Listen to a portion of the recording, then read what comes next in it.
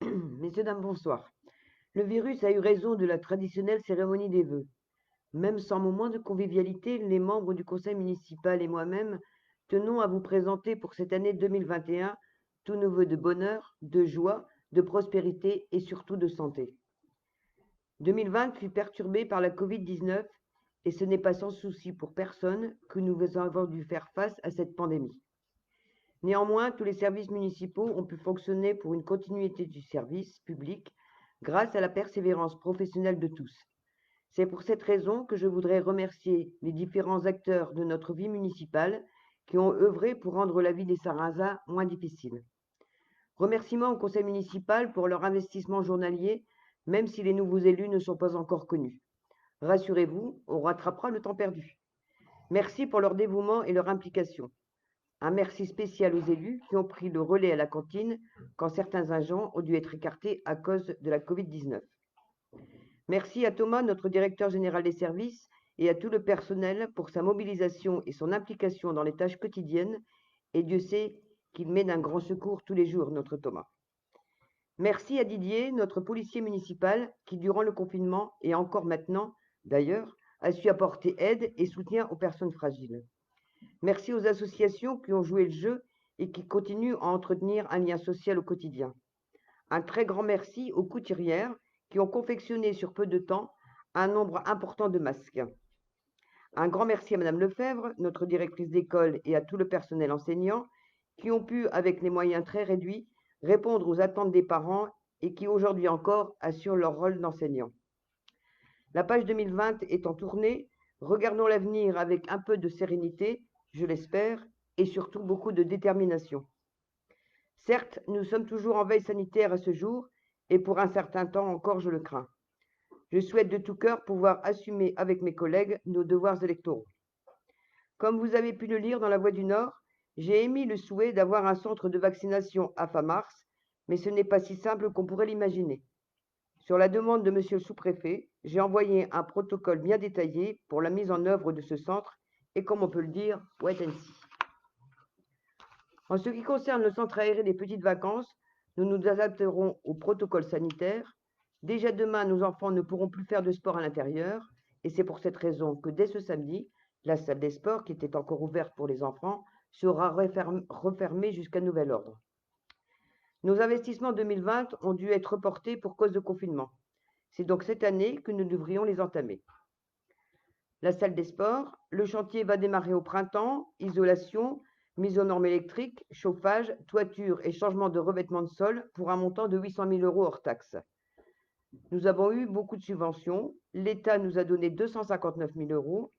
Un fonds de concours a été attribué par l'AGLO pour un montant de 100 000 € et la dotation du département s'élève à 300 000 €.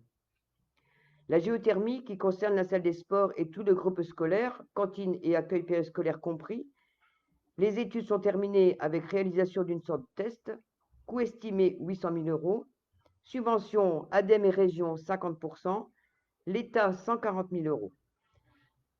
Pour Valenciennes Métropole, nous avons également le fonds énergie renouvelable et de récupération qui mettra la différence pour atteindre les 80% de subvention.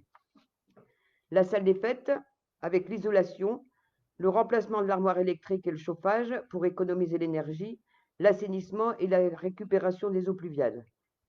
Coût estimé des travaux 75 000 €, subvention obtenue 20 000 € du département. Nous prendrons également une dotation qui nous est donnée par Valenciennes Métropole sur le VSIC et nous aurons également une subvention de par l'Agence de l'eau et un certificat d'économie d'énergie sur le chauffage. La rénovation du centre-bourg, qui est un gros sujet pour nous et qui a pris beaucoup de retard à cause des recours qui ont pu être émis il y a 2 ans. Il a été également retardé par la Covid-19. Le permis d'aménager de la place et du parc a été déposé début janvier. Les subventions pour ce centre-bourg sont demandées par l'AGLO et nous mettrons sur la table 50% du reste à charge, déduction faite des subventions.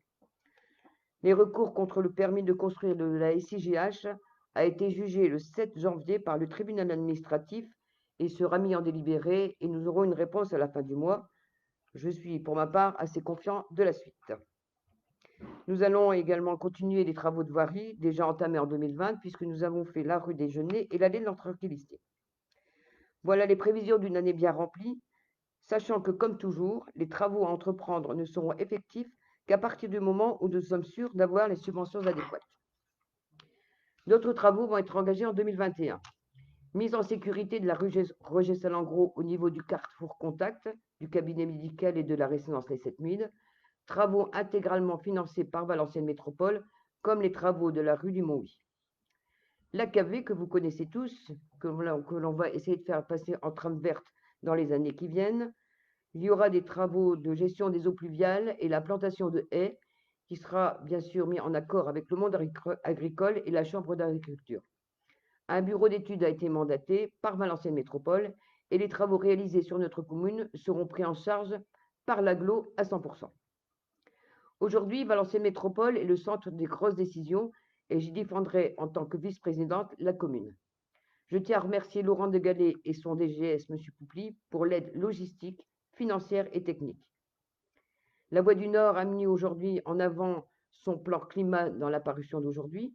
Il se trouve être un outil technique et financier essentiel, tant en matière d'environnement que d'économie dans les bâtiments communaux. C'est la suite logique de l'aide apportée pour la rénovation de l'éclairage public.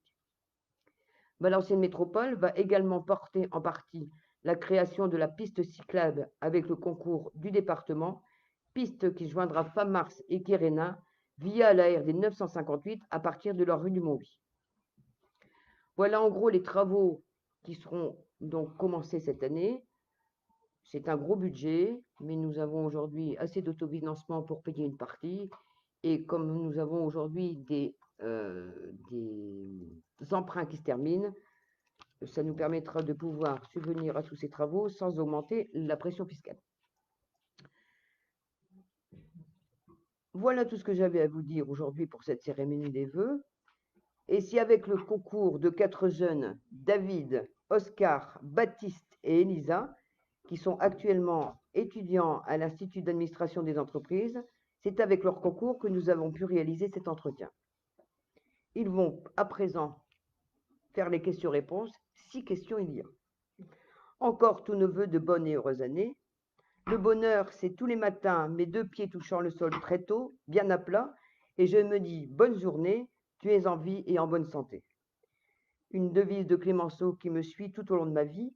Il faut d'abord savoir ce que l'on veut, il faut ensuite avoir le courage de le faire, et ensuite, il faut avoir aussi l'énergie de le faire. Merci beaucoup de votre attention, et je vous souhaite encore une bonne année et surtout une excellente santé. Merci beaucoup, Madame la maire. Donc, je me présente, je m'appelle David Kasmarek et je suis étudiant donc, à l'IAE de Valenciennes, situé à côté de Famars. Nous sommes voisins, pour tout vous dire. Je suis présent avec 3 autres de mes camarades, Elisa Rachka, Baptiste Blondet et Oscar Pruvot, avec lesquels nous avons commencé à travailler donc avec la mairie de Famars depuis la mi-octobre à peu près. Euh, Dans le cadre de nos études, pour nous, c'est important de nous insérer dans la vie professionnelle et d'apprendre à travailler dans des milieux notamment associatifs, avec des collectivités ou des entreprises. Et donc, c'est la raison pour laquelle on nous a attribué comme mission d'aider Madame la maire et l'ensemble des services communaux dans l'exécution de leurs divers tâches tout au long de cette année 2020-2021. Voilà. Donc, si vous avez des questions, n'hésitez pas, nous les transmettrons à Madame la maire. Elisa, peut-être tu peux te présenter également? Oui. Donc bonjour, bonsoir. Je m'appelle Elisa, donc tout comme mes camarades, je suis étudiante à l'IAE de Valenciennes. Et dans le cadre de nos études, nous sommes portés volontaires pour travailler avec la mairie de Famars. Et donc voilà, depuis octobre, nous travaillons aux besoins de la mairie. Donc je vais laisser la place à Oscar. Bonsoir à toutes et à tous, je m'appelle Oscar Pivot, donc l'avant-dernier membre de ce groupe, puisque Baptiste est en train de lire vos questions pour pouvoir les préparer et que Madame la maire puisse y répondre. Un vrai plaisir de travailler avec la mairie, avec son équipe très à l'écoute. On a eu un accueil vraiment super et on les remercie de tout cœur. Merci à vous et passez une bonne soirée.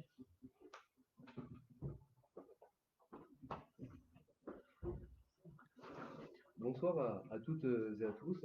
Donc, je vous remercie d'être présents ce soir. Donc, et merci encore à Madame le maire. Donc, voilà, comme annoncé, nous avons réalisé donc un espace pour qu'il y ait une interaction. Donc, nous vous laissons libre accès à poser vos questions et nous pouvons y répondre.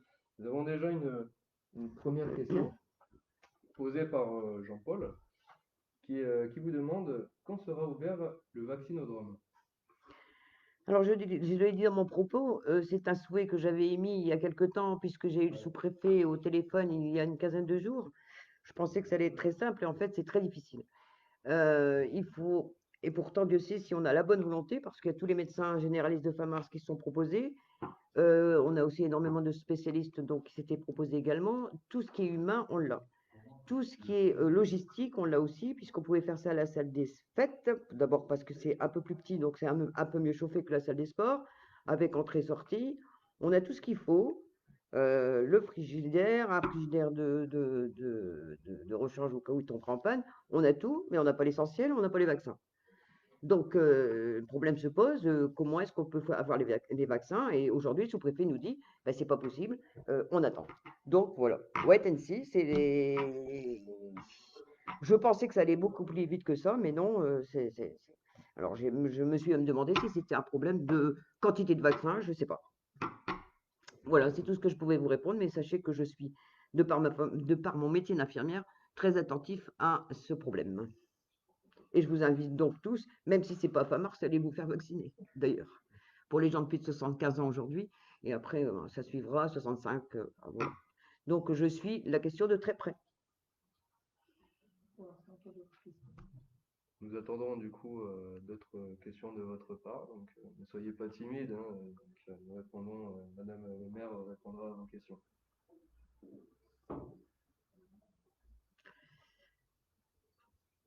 Alors, deux solutions. Où il n'y a pas de questions parce que tout le monde est content, ou il y a très peu de gens qui nous regardent.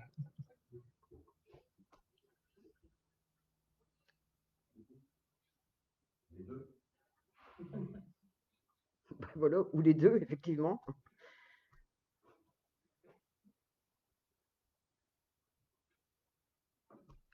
Point de questions. Si vous n'avez pas de questions, on va pouvoir du coup clore le live.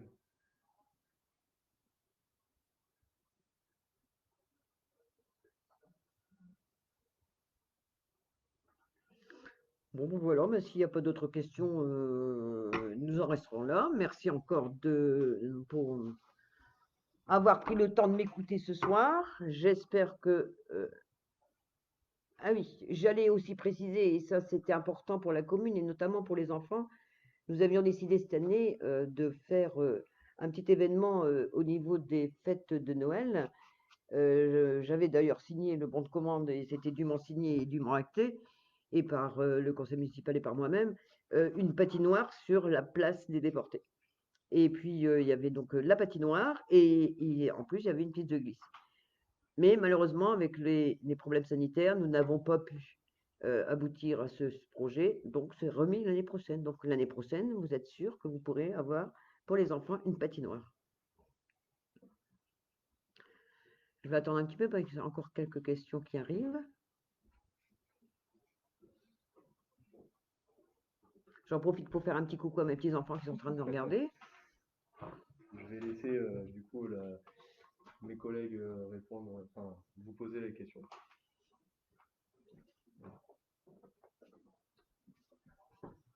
Alors, Georges vous demande, quelle est cette antenne près du terrain de foot? Est-ce une antenne de 5G? Non, c'est pas une antenne 5G, c'est simplement une antenne Orange. C'est pas du tout la 5G. La 5G n'est pas encore à fin mars, pas encore pour le moment. C'était simplement une antenne qui a été demandée, qui a été retirée du château d'eau il y a quelque temps et il fallait absolument la remettre à un endroit de la commune. Donc j'ai préféré que ce soit sur un terrain communal plutôt que chez un privé, puisque ça fait rentrer dans les deniers publics 5 000 € par an. Donc je vais dire, je préférais que ce soit sur un terrain communal et puis ça prend pas beaucoup de place au niveau du stade de foot. Donc je crois que c'est une bonne opération, 5 000 euros, c'est toujours ça de prix. Marie-Claude vous demande C'est qu'en tout. est-il des maisons derrière le magasin? Alors, les maisons derrière le magasin, c'est toujours à l'étude, mais vous savez que dans l'administration, quand vous commencez un dossier 10 ans après, vous c'est pas encore bouclé. C'est un projet qui avance, qui a été, il y a déjà une partie de terrain qui a été achetée par l'établissement public foncier. Nous avons une réunion dans une dizaine de jours avec l'établissement public foncier parce que j'estime que là, ils prennent un peu trop de temps à mon goût. Donc, on a une réunion avec l'AGLO qui a aussi fort à faire avec l'EPF, enfin l'établissement public foncier. Donc, j'ai souhaité d'avoir un rendez-vous avec l'appui de Valenciennes Métropole pour l'achat du terrain. Pourquoi l'établissement public foncier? Parce que c'est un terrain qui est pollué. Enfin, attention, hein, c'est une pollution très ponctuelle, mais on a besoin du portage par l'établissement public foncier pour la dépollution parce que ça serait trop cher. Donc, logiquement, c'est en cours, c'est en cours. Mais je ne peux rien vous dire d'autre parce que j'ai toujours dit c'est en cours, mais oui, c'est en cours. Je dis, quand on commence un projet, quelquefois, 6, 7 ans après, on n'a pas encore sorti de l'auberge. Mais c'est toujours un projet qui, vous savez, me tient à cœur également.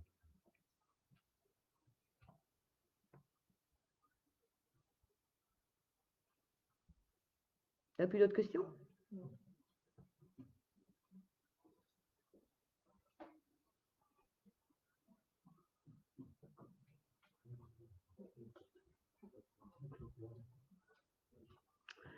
Bon, eh bien, écoutez, je vous remercie parce qu'il n'y a plus de questions. Merci beaucoup. Je vous souhaite à tous encore une très très bonne année, une très bonne santé. Au risque de me répéter, mais j'aime bien le faire, n'oubliez pas d'aller vous faire vacciner. Je crois que c'est important pour vous et pour les autres. Voilà, merci beaucoup et bonne année.